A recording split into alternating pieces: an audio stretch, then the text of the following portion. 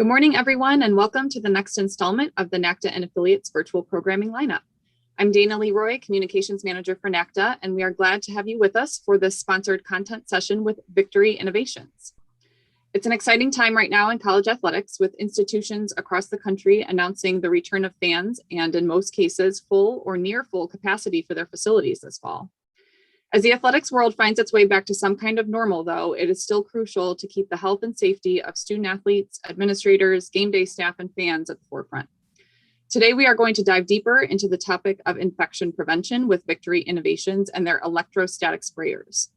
Here to discuss this technology with us is David Reimann, Vice President of Field Marketing with Victory Innovations. Before we officially begin, I would like to remind our live attendees using Zoom to utilize the Q&A button at the bottom of your Zoom window and send in your questions for David throughout the presentation, as we will have a lot of time at the end to answer them. And with that, I'm going to hand it over to David. The floor is yours. Awesome, Dana. Thank you very much. Hey, everybody. Super excited to be on this call whenever I get a chance to talk about infection prevention, especially with folks that are involved with athletics. I get really, really excited about it. Been in sports my whole life. I currently coach right now. So really talking about athletes and athlete safety and fan safety is something that really, really I'm passionate about. And we are here at Victory as well. In fact, our president and our CEO were both D1. One was a wrestler, one played volleyball. So we're really near and dear to our hearts, this collegiate athletic, just engaging in this conversation. And it led us to actually a campaign that we're going to be launching. We're in the midst of it right now. We'll be launching it even more so as we get back into the fall time. And it's about this reopening victoriously, right? And how to properly do that. And one of the things I want to do as I jump into this, there's a great quote that's out there that really resonates well on why this is important, and things that get us up early in the morning and keep us up late at night, and this passion that we have of leading the charge with infection prevention. But this quote of, give me a room full of well-trained custodians or janitors or equipment managers or facility managers or technicians, right? Give me a room of well-trained of those individuals, custodial individuals, and I'll tell you that they save more lives than a room full of doctors. Then what was interesting is this was probably a far-fetched quote. People would be like, oh, David, you're killing me with this before coronavirus. But once coronavirus hit and people really saw the severity of what a virus can do, it really, really started to resonate with the general public, but also with the individuals that are very dedicated to that profession, knowing that what they do makes a huge difference. And before the pandemic coronavirus, ironically, a lot of the success that we had early on at Victory was tied directly into athletic departments, whether it be at the high school level or the collegiate level or even the professional level, because there seemed to be a genuine consensus of a mindset of really taking care of those athletes, right? And the value of athletes and wanting to make sure that they were safe and taken care of and healthy so that they can go out and compete and perform. And obviously the fan base is a big part of that as well, and give those folks, a good sense of safety for the money that they're investing. So this quote really is something that resonates with us. For the past few years, we've been doing this initiative called Keep Kids Healthy. And again, all the way from the very preschool level, all the way up through the collegiate level of really wanting to give back to the communities. And, 3 years ago when we did it, we gave away a ton of sprayers, just gave them away to help increase the awareness of electrostatic. And then the second year where there were some fun incentives involved with, the more you purchase, the more that we helped you with. And then this past year, we really spent a lot of time with educating folks on infection prevention, which is what we're going to be talking about a lot here today. And then as we come up into this year, we're in the midst of really in the process of giving away over $10 million in product discounts, really tied in closely with the Rescue Act and the CARES Act. So there's money that's available for schools and facilities to utilize. We want to make sure that we're helping with that as well, so that there's really no excuse, no reason not to be very proactive in keeping your facilities, your fans, and your athletes as safe as possible. Hey, listen, when I was talking with Dana, I'm always a big fan of live webinars, and I'm always a big fan of some incentives as well. So I just want to let you know, one of the things that we're going to be doing is we're actually going to be giving away one of our handhelds, one of our backpacks, and then we're giving away a $100 gift card. For those that are attending this live session, I know we're recording it as well. So I'll get a list of everybody that attends, and we'll randomly draw and select some winners. So some pretty good incentives to give it away, and some real good value for you all to participate in these live webinars. So here's what we're going to unpack, right? We're going to unpack why this topic is so important. We're going to discuss what the problem is, and then we're going to talk about some professional solutions, and in particular, electrostatic spraying. And what's interesting, what I'm about to go through is, as I've been in this industry for a while right now, I know this is going to be an hour's worth of information. It's going to be a fire hose of information. So I'm glad that we're recording this so that you can hopefully take notes as we're going along, but also go back and rewatch this. But what I'm about to educate you on, you'll soon realize that you'll know more than about 95% of the industry. Even in the midst of coronavirus today, you will know more than most people out there. So I really do applaud you for being passionate about it, because you want to take care of your athletes, you want to take care of your staff. And so being a part of this is really important. So let's dive into this I call it a hot topic out there, right? Because there's a lot of comments out there from our friends at the CDC, right? And so our friends at the CDC, they've come up with a variety of comments about what should be done. And a lot of these comments are specifically related to coronavirus, and they're specifically related to how you can properly inactivate this virus. And what's interesting is they've made some comments that have been, I would say, concerning for the industry that we work in, which is this infection prevention, right? So it's one of those things when you look at this. So I want to give you some topics that have been talked about. And there's an association out there called ISSA and GBAC. These are industry associations directly tied into the janitorial sanitization world. And they have this, you can go to YouTube and you can see this straight talk video that they have, but they directly talked about this technology of electrostatic. And I want to share with you some of these quotes because it really unpacks the importance of what we're about to talk about, and specifically electrostatic spraying. Then I love this one here from Michael Diamond, who's the executive director of TIPS. And he talks about and this is good for you from an athletic director perspective of why you still want to make sure that you're taking care of your surfaces, right? Because surfaces matter. And if responsible chemistry is being utilized and the most successful chemical applicator that exists today, which is an electrostatic sprayer, then you get the full benefit of coverage and the chemistry will be applied properly. And that's something that we don't want to stop doing as we move forward, hopefully at this tail end of this pandemic, but really as we look forward into the fall season when that flu season will be coming back. But then you also have this one from Patty Oler, who's the executive director of the Global Biorisk Advisory Council, very well educated on current pandemics, past pandemics, future pandemics. And she talks about the importance of disinfecting and not skipping the step, because to do so would be irresponsible. And electrostatic spraying really helps with being able to disinfect more effectively, more efficiently, in an efficient manner, using less chemistry, less time, less resources, and ultimately having a broader coverage, right? So to make sure you getting all those surface areas. And we're going to unpack why that's important here in a little bit as we look at, in some aspects, locker rooms in particular within your athletic facilities. And then this last one from a former CDC director says, hey, those professionals that are trained to use an electrostatic sprayer have the ability to use fewer chemicals, less material, apply it appropriately, apply it when needed, where needed. And this is huge. And this is a nuance that's been missed recently, and a lot of communication that's coming out from our friends at the CDC. Right. And then it just recap everything at the end, go back to Michael Diamond. And I love this because this is probably going to be the crutch of my message to you guys throughout this presentation time today. Now is not the time to let our defenses down. We should be moving ahead. We have a crisis going on. There's still a crisis going on. I know we're tired and the COVID fatigue, but there still is a crisis going on. And the last thing we should be doing is abandoning these methods that we've been using for disinfecting, using an electrostatic sprayer I was talking about. And that these have already been tried and tested and developed. And we can't assume that just cleaning is effective. And I know sometimes we let our guard down coming into the summertime, but we really don't want to do that. So I set the stage for you here because I want to really give credibility to not just the technology of electrostatic spraying, but really the importance of continuing to fight the good fight of cleaning, sanitizing, and disinfecting. And this is a very interesting slide that we've got from our friends at the Visual Capitalist.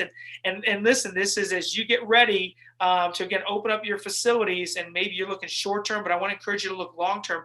Look at the history of pandemics that have hit the world, right? And this goes back a long, long way. But look at the last 20 years when we have swine flu and SARS and MERS, and what you're seeing is every 2 to 3 years, there's a pandemic outbreak that happens, a pandemic that affects a lot of people.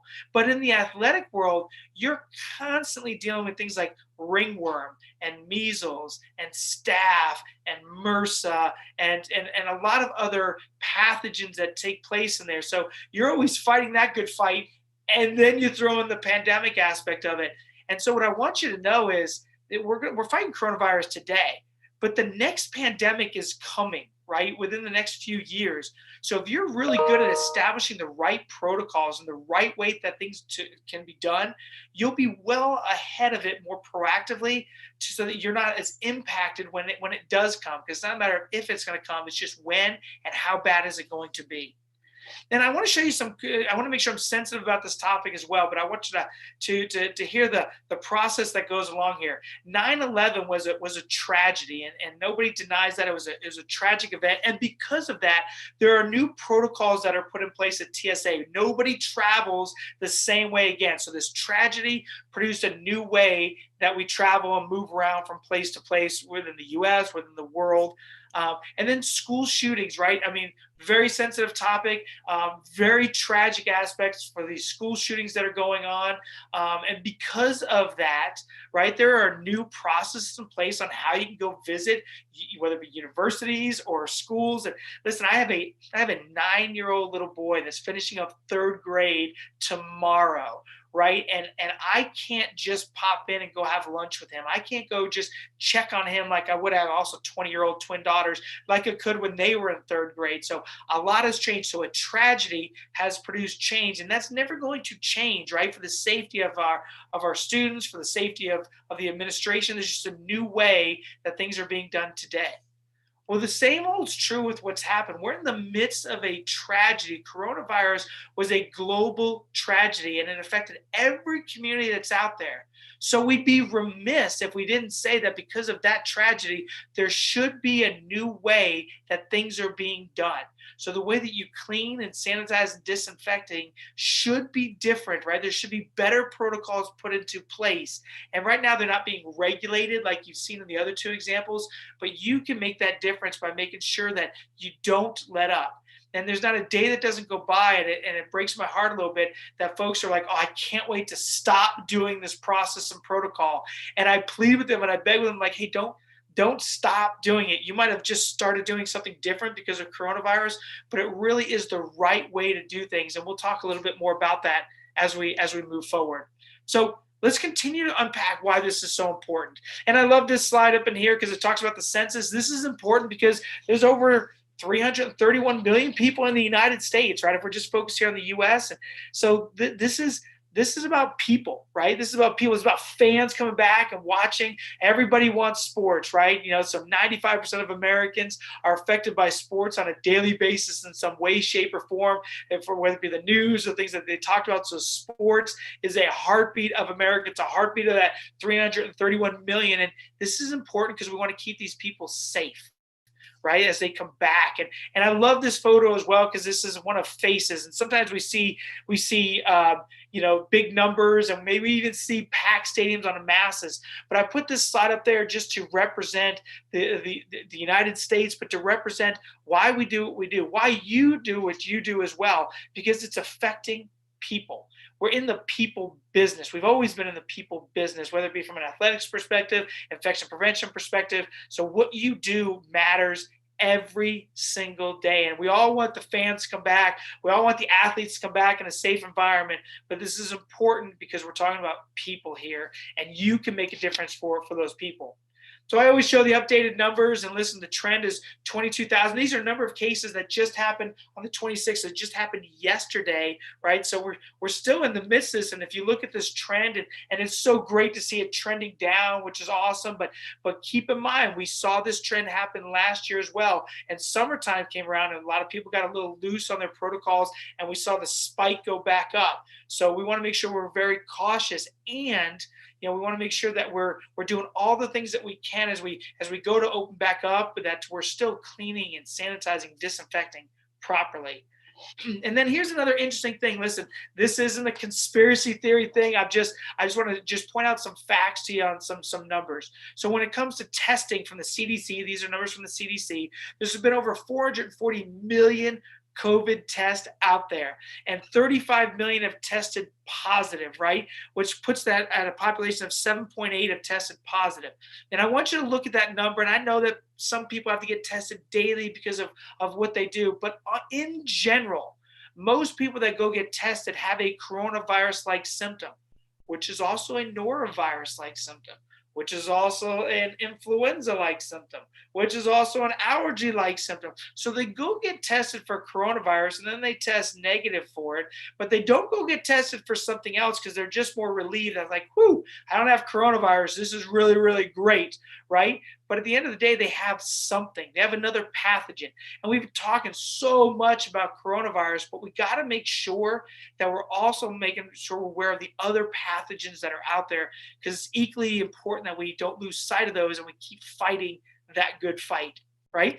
And so here's just some numbers, right? I have a question for you, and this isn't an interaction. I just want to throw this out there. But, if we had to put in approximately how many kindergarten through college schools are there in the U.S., top 6 answers on the board, little Family Feud style, anywhere from 4,700 all the way to over 846,000. So as you're looking at the screen, pick whatever number you think would be best represented. And then I want to show you what these numbers represent, right? And it goes back to the reason of why this is important.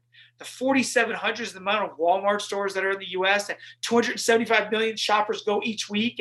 And then you got this 1,500 plus nursing homes with 1.7 million elderly individuals in there, the high risk category for coronavirus. And then you got the 137,000. That's the amount of schools through colleges with 76 million students attending, right? Again, we're in the people business. The 460,000 is the number of NCAA student athletes that are in these universities.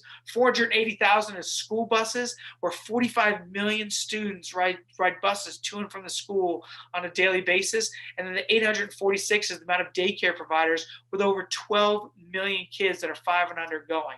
So when we talk about the people business and we look at just how people move around communities, again, if we follow proper protocols, we're really going to do a good job of making sure we're taking care of these people.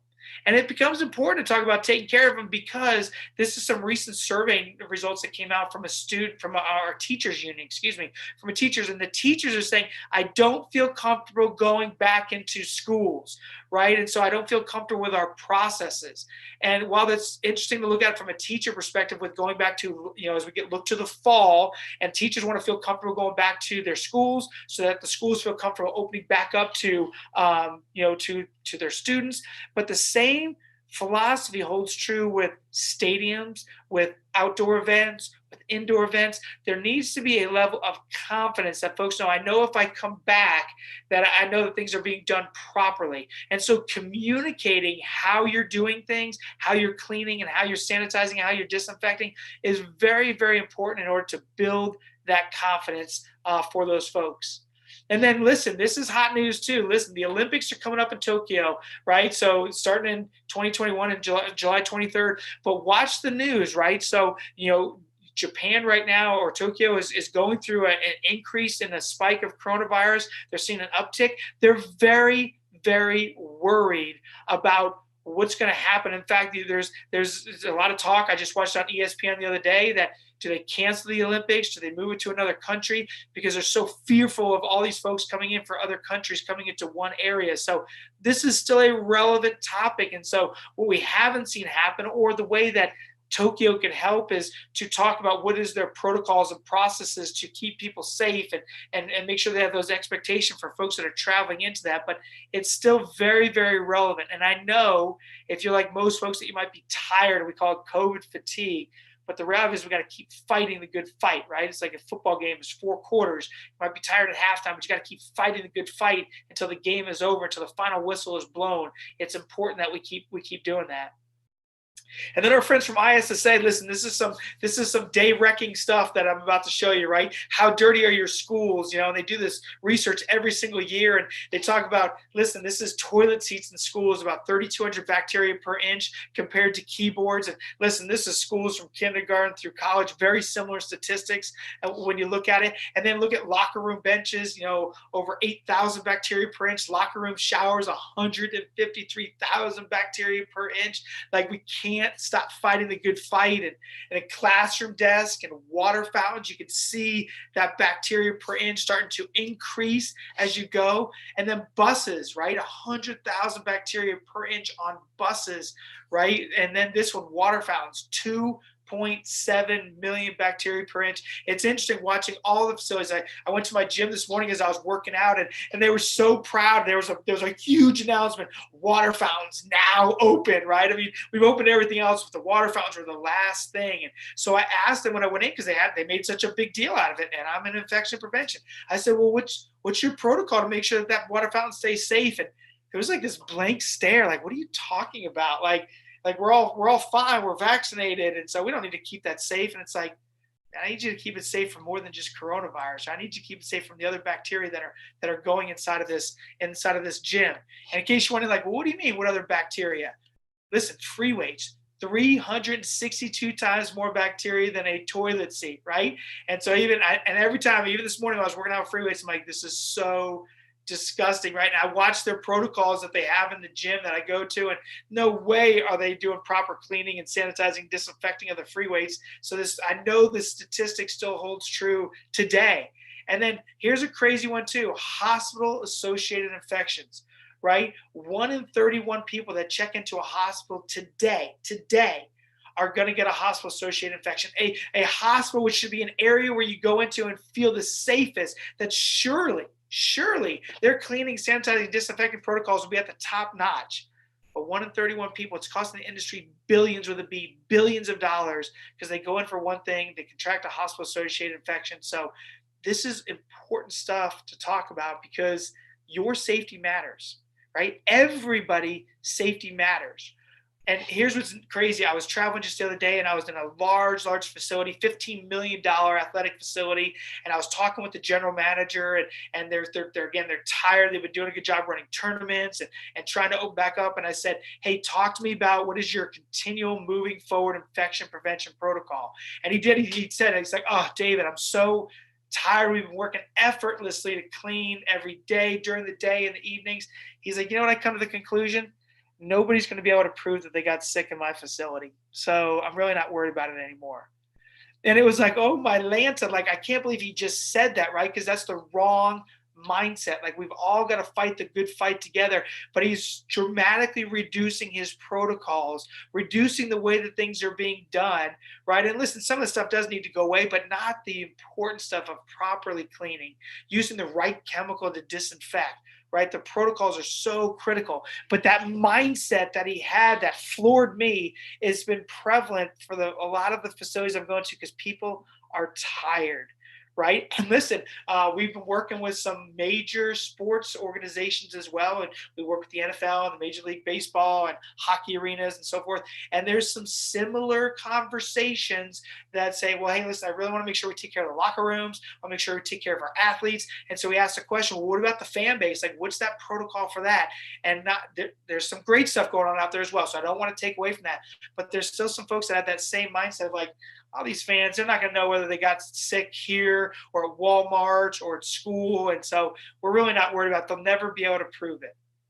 And it's just like, oh, like that just, it goes back to those tragedies that are happening. There should be a new way that things are being done. So I hope the fact that you're on this call today, that you're on board with, let's change the way that things are being done. Let's lead the charge with infection prevention. So if that's why this is important, let's just talk a little bit about what is the problem then, right? Not just what is the problem of yesterday and today, but what's the problem moving forward?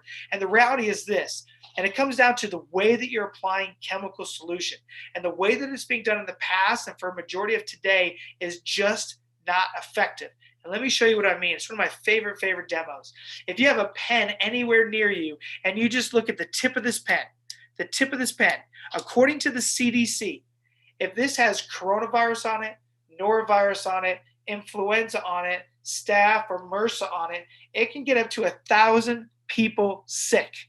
1,000 people, right? That is a major problem. And it's daunting for you as you look at a locker room. It's daunting for you as you look at an athletic facility or gym. It's daunting for you when you look at an arena. It's like, oh my goodness, are you telling me that I got to clean and sanitize up to a tip of a pen? Yeah, that's exactly what we're telling you to do. Because you miss a tip of a pen of a particular area and you just saw the bacteria per inch. You miss the tip of the pen, it can get up to 1,000 people sick. That's a problem. You know, I heard a statistic just the other day that if you I have a little can koozie here in front of me, it's a little bit of a joke can koozie, coronavirus vaccine. My wife freaks out when I bring this to places and I put a little can in here.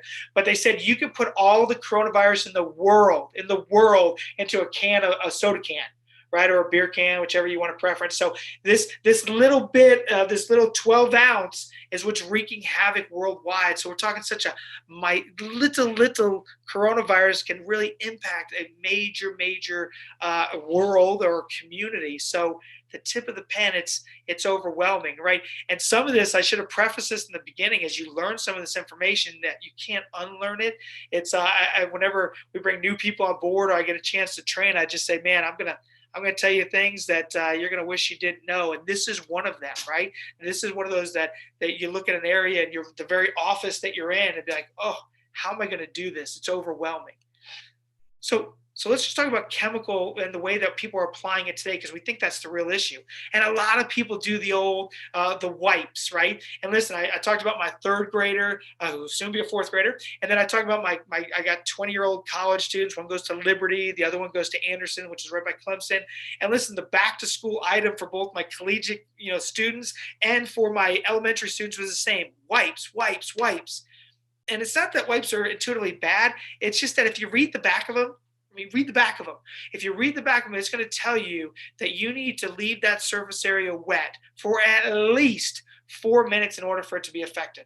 And it's only as good as about a 2x2 area, right? But if you've ever seen somebody use a wipe, they're wiping up way more than a 2x2 area. And I always love, I travel out on planes and they give you that little packet on a plane and they give it for your seat. I'm watching people use that.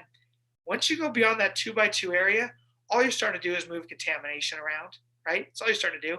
And listen, I've been to trainings, hours and hours of training on how to use wipes. And I'll never wipe in a circular fashion again. I'll always wipe in a linear fashion. When you're wiping in a circular fashion, you're just moving contamination around. And again, if the surface area doesn't stay wet for at least 4 to 5 minutes, depending on what you're using, it's not even as effective as it could be.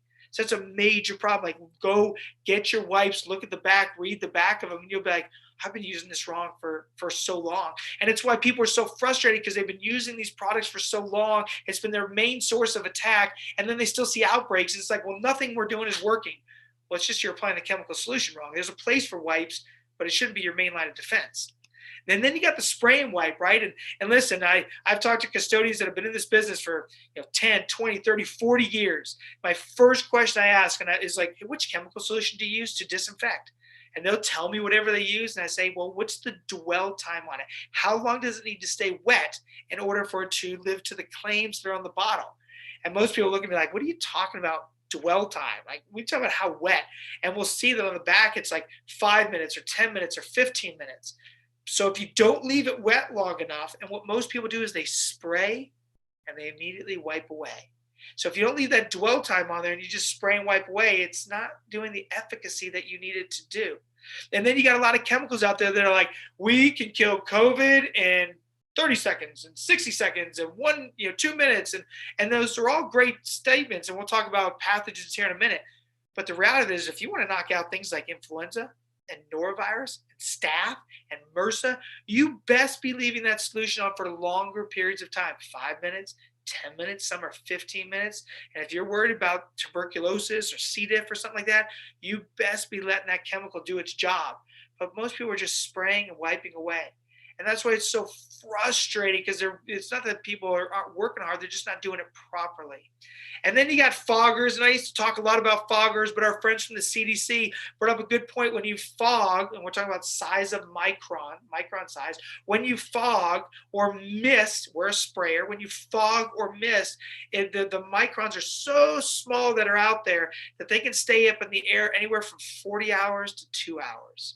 So you can spray a hazardous chemical into a particular area, and even if you let it sit for the dwell time, it can still linger in the air. So when you're in an arena or a locker room, if you're using the wrong chemical, right, and it stays up in the air because you're using a fogger or the mister, and your athletes are coming back in or your staff is coming back in, they could still be infected. So the industry for foggers and misters and gassing is really taking a hit, because research has come out saying that that molecule staying in the air is a problem.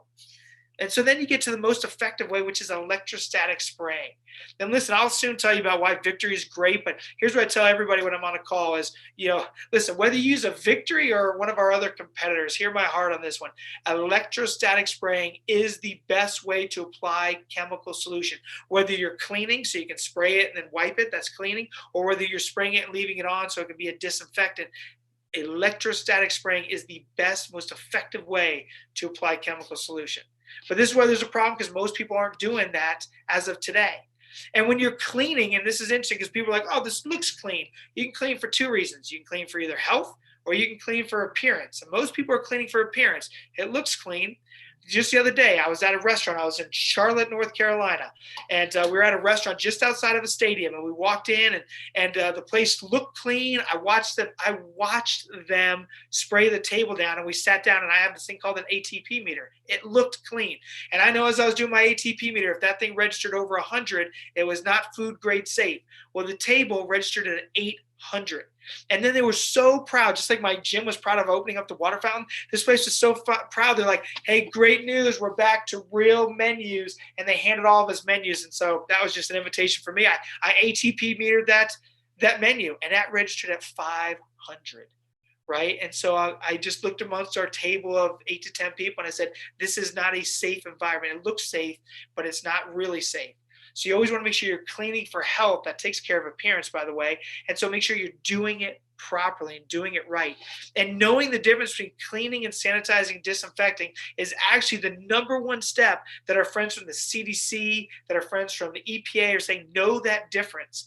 And so for you, as you go back and talk to your facilities, your managers, your equipment manager, making sure that they know that difference is critical, right? Because if they do that properly and do the steps properly, you clean to prepare the surface area to be disinfected. If it's a soft surface, like a lot of locker rooms have, then you can sanitize that. And we'll talk about what that means here in a minute. And then there's all the different levels of disinfectant, right? I know there's a lot of information. You're like, oh my goodness, like disinfecting. You're like, yeah, there's low-grade disinfectant, high-grade disinfectant, hospital-grade disinfectant. And you want to make sure, and there's a lot of things that are misleading. A lot of distributors, a lot of Walmarts or Targets or Lowe's, you go in there and they have their cleaning aisle, and you're buying this disinfecting. And again, if you don't read the back and know how long it can last in order to be disinfected, you're buying a thing to clean. But if it's not a really good one that can knock out other pathogens beside coronavirus, that's a major, major problem. Remember, go back to that slide that we talked about. 93% of the people that are getting tested for coronavirus test negative, which means they got something else. So you might be doing all the work to knock out coronavirus, great job, but if you don't worry about the other pathogens out there and you're not using the right chemical solution, that's a major, major problem. So our friends from the GBAC, which by the way, I would encourage every facility to go get GBAC certified. Really easy to do. Go be a GBAC certified technician. It takes a few hours for the entry level course. And they have a more extensive course, but they'll talk about using EPA registration with a tuberculosis with a 6 log. We'll talk about what that means here in a minute. Proven to kill both gram-negative, gram-positive bacteria, and inactivated enveloped and non-enveloped viruses. And if you're looking at some of those things going, what in the world are you talking about? Don't feel alone. Most people don't know what this means, and or you'll get some people that'll say, well, you don't want to overkill and spray too much, and that's like, That's like if you were going to go into battle with somebody and to war with somebody. It's like, do you want to take a handgun or you want to take a machine gun? People are like, well, I don't want to overkill them, so I'm not going to take the machine gun. I'm going to take the handgun. Or if you got like Clemson, since I'm close to Clemson, you got Clemson playing like a D2 school, and be like, I don't want to beat them by too much. Let's just keep the game close. Like, no, you're gonna go and put your best foot forward, right, and show and fight the good fight. Well, listen, we're in a biological warfare, right? If we want to put it in a game, we're going to go play a biological game here. You don't want to mess around, because I got to knock out up to a tip of a pen, and I don't want to leave anything left on the surface area, right? Which is a big problem. So, hey, here's what we go with what you're up against. And so I just want to show you some things. Like, everybody knows about coronavirus, and it can last on surfaces for many days. But I want to make sure you don't forget about influenza. And listen, it's so misleading. And you look at the stats, and people are like, we've had a great influenza season. Well, people got tested for coronavirus and didn't go get tested for norovirus. And the numbers have been reported so low this year that they're going to have a hard time identifying which strand to make the influenza vaccine or the influenza shot for next year. And if you listen to the experts, they're anticipating influenza to be at record levels next year, because they're so worried as people open back up that we'll start spreading this, and that we don't have which strand we're going to use for the new shot. It could be a major problem. And then norovirus, right? Norovirus is that's your stomach bug, that's your diarrhea for 2 or 3 days. You don't feel very good. This runs rampant all year long. And listen, this can stay on surfaces for a long time, for up to 3 weeks on surfaces, right? It's a major problem. And oh, by the way, that restaurant that I told you about in Charlotte, that I went to last week, I got norovirus. I came home, I got the stomach bug, and it's like, dang it, I knew it when I measured it, and sure enough, I got it. And I was like, oh, it's so frustrating for me, right? Because I just knew it wasn't a safe environment. So this norovirus can knock people out pretty good for just a few days. But this side here is what's interesting, and you've been hearing me talk about it. Coronavirus, it's very, very easy to inactivate. You inactivate viruses, you kill bacteria. It's very easy to inactivate a coronavirus outside the body, a lot harder inside the body. But if I have a low-grade disinfectant and I can only take care of that first level, I need to get a higher grade disinfectant as I go take care of MRSA or staph and fungi, athlete's foot. I need a little bit more better. If I go up to hepatitis or norovirus, I need a little bit more. If I go up to tuberculosis or C. diff. So again, wouldn't you want a chemical solution that could take care of, like what GBAC said, a tuberculosis, and it knocks out everything below it? But most people today, the reason they're so tired is they're using this low-grade disinfectant, taking out that low level, and all those pathogens above are just wreaking havoc. 93% of people that go get tested for coronavirus test negative. So they have something else, right? It's a problem. It's a major problem. And then you got log reduction. Listen, this is going to wreck your day right now too, because you're going to go look at your disinfectant bag. I want to go see, what do I have for a disinfectant? What does it claim on there, right? And so what you're going to see is there's log reductions, 99.9, 0.99, 3 nines, 4 nines. And GBAC has, you want to go to that log 6 reduction. This becomes very, very important. But most of the disinfectant out there is at this log 3. And if you talk to the chemical professionals, log 3 reduction, 99.9, is soap and water. Soap and water, which, by the way, will do pretty good against coronavirus, which is why they say do soap and water, soap and water. But that doesn't knock out norovirus or influenza or staph or MRSA. Like even your hand sanitizers, if you don't have a hand sanitizer that's at least a log 4 reduction, go find it. Get a 99.99, right? Like do something more than just soap and water, right? So you have that ability to knock out other pathogens. But if you're only doing a 99.9, you look at this slide, you're still leaving 1,000 colony forming units on surface areas, right? And we shouldn't be okay with that, because going back to that tip of a pen, so to only use a product that has a 99.9, right, would be like, why would we do that when we can go find really good product that can knock it out even further and do what GBAC said to do? If you want to do professional, you're a professional organization. We're a professional organization. We operate in a professional manner. You're in the athletics. You want to win. You want the very best of the best. Well, why would you put a 4th string in log 3 4 string when you put a 1st string log 6 reduction? It doesn't make sense. So go get the right disinfectant to go do the right job and take out everything that's possible to keep everybody safe. It's important from that perspective. And then look at how long pathogens stay on surface levels. This is scary.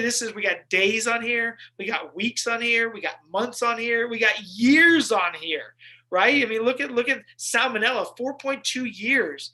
Well, that tip of a pen grows pretty quick over time, right? So take it out, right? Like get the right chemical, apply it in the right way, and take this stuff out. So what is the problem? The problem is you want to open safely. You want to open victoriously.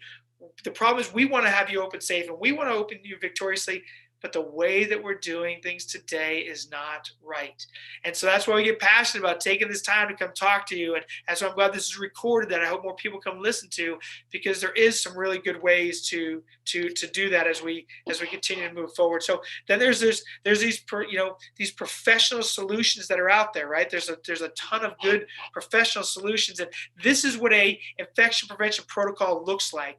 You know what the problem is, the people that it affects, the people that are going to try to take care of it. You're setting the right protocols, and protocols represent the product, when you're going to use it, how you're going to use it, and that's how it represents. So this is what a protocol looks like. And I know it's going to be overwhelming. I know it's going to be a very busy slide, but here's what the protocol should be for your facility. We're talking about vaccinating. We're talking about good hand hygiene. How do we clean our facility well? What's our plan of attack, POA, for sanitizing? Plan of attack for disinfecting. How do we educate people, set the right protocols, train the entire staff, implement the plan, and reinforce and track? That's an infection prevention expert. And usually at this point of the presentation, this is where people are like, oh my Lanta, like, I'm overwhelmed. That's so much information. Where do I even get started? Well, listen, there's a ton of great resources out there. From ISSA that I mentioned before, Academy of Cleaning Excellence, and GBAC, and the CDC, Healthy Green School Colleges. Like, there is really good resources, really, really good infection prevention protocols that are out there already. So you don't need to reinvent the wheel. You just need to pick a protocol, stick to the protocol. Pick a protocol, stick to the protocol, right? That's ultimately what you want to do for that. So there's resources and information out there for you. And here's just a good example from GBAC. Theirs is a 6-step, and they'll train you on this, how to do a site assessment, how to pre-disinfect and reduce the load, and properly clean, properly disinfect, and then do a post-assessment. So they'll train you on this. And then our friends from ISSA, here's their tips. Clean, disinfect regularly, and target those high touch areas, and choose the right products. We talked a lot about that. Make sure you're using it correctly, and then educate everybody on your protocols and procedures. That's ISSA, and they got more in-depth protocols on here as well. But it's time now that we get to the electrostatic, right? Because I think we did a good job of saying, all right, this is important. I get it. We're talking about people. We're all on the same page there, right? And we now all understand what the problem is, and the way that things are being done aren't working. And we got to look at all pathogens, not just coronavirus, not getting distracted by it. But let's talk about electrostatic spraying for a moment, and why this is really great technology. So this technology has been around for a long time. It's actually been around since the 1700s. There's a thing called Coulombr's law. And is that if I put a charge onto a molecule, a positive or a negative charge, let's say positive, because that's what we put on a Victory. We put a positive charge on a molecule, that when I push it out, it is going to be attracted to a surface that has a negative or neutral, just like a magnet. So it's just going to want to go attach to it. And while it attaches to it, it's also going to be like a magnet. When I have two positive molecules coming out, they don't want to land on top of each other. So one's going to land, the next one says, I'm not going to land on top of you, I'm going to land right next to you. And you get this really superior coverage. And the charge is really cool, because when you're charging the sprayer, it actually defies gravity, and it'll reverse course. So it'll go around handles and doorknobs and helmets and locker room benches and shower handles and desk and clipboards and whiteboards, and all the places that people might be touching. You get great chemical coverage and really good wrapping effect because of the charge, right? So you get to take charge of your own disinfectant, apply that solution properly. And here's what it's going to do for you. You're going to get really great coverage. It's very easy to apply. It's going to save you about 75% of time, especially versus just using a spray bottle. And you're going to use about 65% less chemical, right? So you don't need as much chemical and service. You need just the right amount to match the dwell times that are needed on there. Right? So you can disinfect with confidence. You can cover all those surface areas, and then you can cover both large and small, because we have a handheld for smaller areas, a backpack for larger areas. So you can get anywhere from 1,700 square feet to 25,000 square feet, right? Depending on which one you're using and how much that tank holds in there. one of the unique things for us is it's really twofold. We have a patented charge technology. So the way that we charge our solution in a Victory is very, very unique and different. When you pull the trigger on a Victory sprayer, we charge everything that's in the tank. And then we charge it again as it's coming out. There's this continuous charge going on. That makes sure that everything that's being sprayed out, it has an electrostatic charge to it to get maximum benefit. Everybody else, all of our other competitors, only you do the charge one time as it's being sprayed out, and that flow rate's so fast that they don't get 100% charge, and the charge doesn't last as long, right? So for us, I love football analogies. So that's like having the best, wide receiver, running back, quarterback, and defensive end. We got the whole team so that it's coming out, everybody's doing their job, and you get great coverage, and everybody else just has that one. Right, so you want something that has a lot more. And then our nozzles, you can see there in the picture, there's 3 nozzle sizes. Those are very, very strategic. The white, that's a 15-minute dwell time. The green is a 10-minute dwell time. And the red is a 5-minute dwell time. So it's a 40 micron, an 80 micron, and 110 micron size of droplets. We don't go below 40 because if you go below 40, you become a mist or a fogger, and you know how bad that is because it stays in the air. So a 40 micron and an electrostatic gets it out of the air as fast as possible onto surface areas. So it was interesting. I was in West Monroe, Louisiana, not Monroe, Louisiana, but West Monroe, Louisiana. And I was with a high school there that had an unbelievable stadium, just a really, really high-class football program. We were talking with their athletic director in there, and we're talking about disinfecting. And he's like, hey, one of the things that we do is our equipment manager actually has your electrostatic sprayer and goes an hour beforehand to, if we're traveling and have a visitor's game, and he goes and takes care of our visitors' locker room. He's like, the home team's going to take care of their own locker room, but to take care of the visitors' locker room, we want to protect our athletes. So he actually goes ahead of time, make sure he disinfects everything that their team is going to possibly touch or engage with as they come in. I thought that's an ingenious way, right? Like a good way of taking care of your team and ensuring their safety as they go along. But he loves it because he can set it onto that 15-minute dwell time, make sure he sprays it. It has long enough time to dry before the team gets there. And he knows because of that longer dwell time and the chemical they're using, he's knocking out everything: ringworm, athlete's foot, measles, tuberculosis, everything. So those athletes walk in, that is a very, very safe environment, which I think is ingenious from that perspective. So hey, new normal, new way of doing business, tragedy of coronavirus. New normal requires new methods, right? And an electrostatic sprayer is the best way to apply chemical solution. So listen, there's going to be Dana's going to send you guys some webinar resources. We have some catalogs and brochures to give you a lot more detail, a lot more information on our electrostatic sprayers. I just want to cover it really basic for you as well. We'll have our information sheet so you can learn more about our backpack and our handheld that we have out there as well. And listen, if you want to take charge, if you want to take this to the next level, because this was just an infection prevention webinar, if you want more, hey, visit us on our website. On there, you can learn more about our technology, but you can also find a distributor in your area if you're looking to maybe invest in one of these. But also if you want a more virtual specific product demo where we take the units apart, we physically spray it, we'll have that available for you as well. You can request that right from our website so that you can get more of that information and see how it really directly pertains to you. We're working right now with a company called Live Nation that handles a lot of major arenas, professional arenas throughout the country. Like, they're really on board with embracing this new way of cleaning and sanitizing, disinfecting, setting new protocols that are not going to change even after coronavirus. Why? Because they're going to be proactive, knowing there's something else on the horizon. And I really hope and I really pray that you guys got a lot of information out of today so that you can have that same mindset, right? Take care of the business today, but look towards the future, making sure that we're doing things properly and doing things right. So, hey, in our time, I'm going to open up here for questions here in a little bit, but we unpacked a lot of information. It was a fire hose of information. We talked about why this is important. We really unpacked what the problem is and spent some time there. And then hopefully you see that electrostatic spraying, because of the way that we charge and how fast it is to use and how less chemical it is to use. It really is the right way that you can get everything up to the tip of this pen taken care of in your locker rooms, in your meeting rooms, in your offices, in your arenas, all of your environments.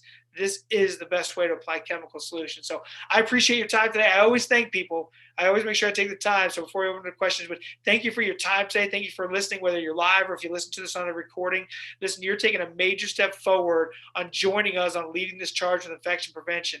What you do will make a difference. You are saving lives out there. You are helping people in your community. So a sincere thank you for just taking this time to listen to this, educate yourself. Hopefully go get some more further training on there. We're here for you as a resource, but I appreciate that time and effort that you guys have taken to be a part of this. So with that, I just want to see if there's Dana, I don't know if there's any questions that you can see coming in, but I'd be more than happy to answer any questions that anybody might have regarding any of these topics.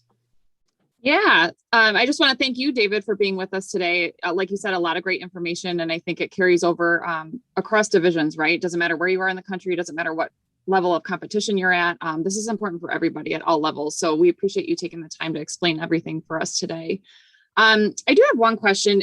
If you could talk about, and maybe there is no difference, but how the protocol for infection prevention varies between indoor and outdoor facilities. So we're talking about, at least it seems like everybody's saying, oh, outside's different. You know, we don't need to wear masks if we're outside. It kind of seems like almost everything goes by the wayside almost to an extent. And since we're looking at a lot of outdoor stuff for the fall, how does that change your mindset from infection prevention for those outdoor facilities before we get into basketball and things like that? Yeah, listen, you know, we're working right now with the U.S. Triathlon Association, you know, as they get ready to do their events, and there are definitely different protocols for outside and versus inside. But again, you're going to want to look for those high touch areas, right? At a lot of these outdoor events, you still have porta potties, and you still have, you know, major areas where people are sitting at, even some benches. And we're working with Major League Baseball stadiums right now. Like, there's things that could be done before fans get there, while fans are there, and afterwards. So there is protocols that are set in place specifically for that. So, for example, if you're in an outdoor stadium or an outdoor arena or what have you, you know, before everybody gets there, to make sure everything's properly cleaned and disinfected is great.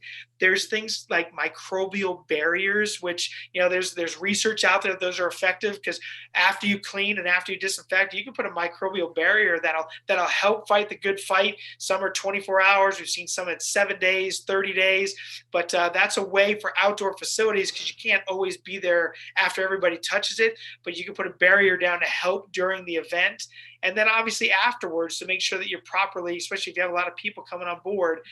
I tell janitors this all the time. Like, I'm a big believer in going in and you know, pre-disinfecting everything, you know, after a major event, because everybody's hands are on everything. And before I even touch this thing, I'm going to go make sure I knock everything down by disinfecting it, and then I'll go back and properly clean it. So it's probably a little simpler of a protocol when you're outdoor, and the airborne risk are a lot less, obviously, outdoor. But listen, even as you move to indoor, and I know I'm talking about electrostatic spraying, I've seen a lot of facilities invest in like UV lights, right, and put it into their HVAC system. In fact, I got one here in my house. My son is a type 1 diabetic, so I want to make sure I knocked out surface and airborne and UV lights. I mean, do your own research on that. I'm not selling that. I don't get spiffed on that, but there's ways that even as you move in, that you can do a combined approach of, I'm going to take care of the airborne aspect of it, while at the same time taking care of some surface level. So that's part of the full infection prevention plan and program that really every facility and every program, to your point, whether you're a small school in a rural area or a really major school in a metropolitan area, the protocols will be very, very similar for each of those, whether it be outdoor or indoor. That's great.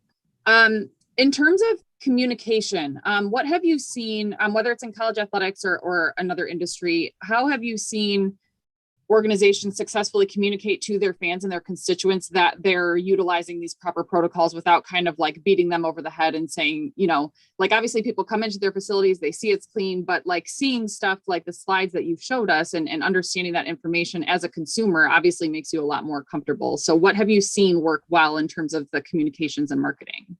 Hey, listen, I love that you asked that question, right? I'm a big believer in, you know, untold is unsold.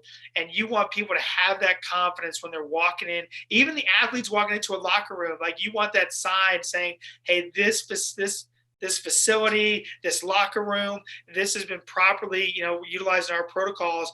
clean, sanitize, and disinfect. And I would use those words. I'd highly encourage. I was at Dallas Fort Worth Airport just about a month ago, and they were very humble, and they're GBAC facility certified, and that was a big investment they made. Put all their folks through the training, and then they weren't telling people about it. Like, oh, people don't care. And so but then they went and did a survey, and people do care. They want to know if I'm sitting at a gate waiting for a plane. I just want to know. I want to see things happening. But I also just want the comfort of a sign. I know it sounds crazy, of a sign that tells me everything's okay in this particular area. I've seen places, even my gym, they put in a UV system. You walk in and say, hey, just FYI, we just upgraded it to a highly efficient UV system to help with the airborne pathogens in here. I feel pretty safe working there. I felt very safe working there even months ago, even without a mask, because they made that investment into there. So I would highly encourage that you do that. And I coach at a middle school and a high school and a club level where I'm at here as well. And now we have visible hand sanitizers out there. We make sure, but we put signs everywhere on our bathrooms, locker rooms, and in the stands. We just want people to know that we care about them. And that's really the most important part. We care about you. Because we care about you, here's the protocols that we put in place. And our results from a survey, as well as people feel very, very comfortable being in that environment. Don't leave it up to guessing. Take advantage of these times to just show that you care and make a difference. That's a good point that you brought up too, is, we're thinking about the fans returning to facilities, but you mentioned the student athletes showing, and the coaches showing them that what they're entering is a safe space, right? And even recruits and parents, as they're returning to in-person visits and things like that, having that signage and that marketing, showing that you're doing things the right way is crucial for sure. Absolutely. I guess one last question would be, we talked about how this technology works within the facilities themselves. But in terms of sports equipment specifically, like, do you see this being used like on all the soccer balls and the basketballs and things like that, like things that we probably should have thought a lot about before, but maybe didn't? Is this starting to become, more readily available for just the actual equipment that's being used for the games themselves? Yeah, listen, that's a great question right there too. So the answer to that, a lot of it's going to depend on what chemical you use, right? So you want to research the chemical, and certain chemicals will eat up a basketball or a volleyball or a soccer ball or what have you. So you want to make sure you're using really safe chemicals. And so there's lots of options for that. But as far as applying the right chemical, the electrostatic spraying is a great way, so that you're wrapping a full ball or a hockey stick or whatever apparatus might be used, and same in like gymnastics or what have you. Or the weight room. So that's the benefit of an electrostatic sprayer when partnered with the right chemical. And listen, we don't have a dog in the fight from a chemical perspective, but there are really great, safe chemicals that are out there that can be utilized. So you want to do that research up ahead of time, so you are disinfecting all those areas. And again, here's some crazy stuff that was happening. We saw one of these statistics. It was equipment manager would take all the uniforms. So it's a football stadium. They take all the uniforms and they put them into this bin, right? So it's gross and smelly and stinky. And then they'd wheel them out and launder them and do all the great things, make them safe. But nobody disinfected the bin. And then they put all those clean clothes back in, folded up all the towels back in this contaminated bin and rolled them back in, right? And they're like, oh my goodness. And so what happens with an electrostatic sprayer, when you see how easy it is to apply a solution, you're hitting all the lockers. And again, I'd find a chemical that's good for hard surfaces and soft surfaces, right? So that you could spray helmets, and you can spray clothing, and you can spray leather chairs and benches. There's chemicals out there that you can do that for, and you're just going to start hitting a lot more stuff because it's really, really easy. We've seen folks take our backpack in particular, obviously, and when you look to like turf fields, right? And so there's a lot of ringworm that happens out there. There's a lot of skin, contacts that happens out there, and use our backpack sprayer on the 15 setting and disinfect the turf, right? As they're going, because they're like, how would I even do this, right? But you can walk and disinfect the turf with it as well. And so some really good, and listen, we got NFL teams that are doing that right now, like the Dolphins and the Cowboys. And so we got some really big teams, and the Patriots, and I'm trying to think of some other ones that are doing that are already utilizing this in their practice facilities and just taking care of everything. And again, it shouldn't be just because of coronavirus. It's going to be the right thing to do moving forward. Great. As a side note, do those chemicals work for, soft surfaces like couches for those of us with kids still working from home? Just Right. asking for a friend. No, right. Hey, listen, really good. Really good. We don't necessarily, so yes, you want to find a chemical that's good for soft surfaces and hard surfaces. And there's ones that are out there, companies that are called like BioEsk, which is a really good solution. Vinyl oxide is another good solution, but there's plenty of those out there. But I know those two work really good on both hard surfaces and soft surfaces. And listen, I got my teenage daughters, they played volleyball at a high level. I call it the teenage funk. Our president has hockey players all around, and that gym bag's nasty. And some of those chemicals, I'd spray my daughter's closets down because they had that funk in their gym bags and knee pads. And he does the same thing for them. And it's a good way for odor reduction, mold reduction, obviously fungi too. So getting the right chemical solution that takes care of all that will knock out a lot of those things, which again, don't just focus on coronavirus, because you got things like odor and mildew and athlete's foot. So you find the right chemical that can knock those all out. That's a win-win across the board.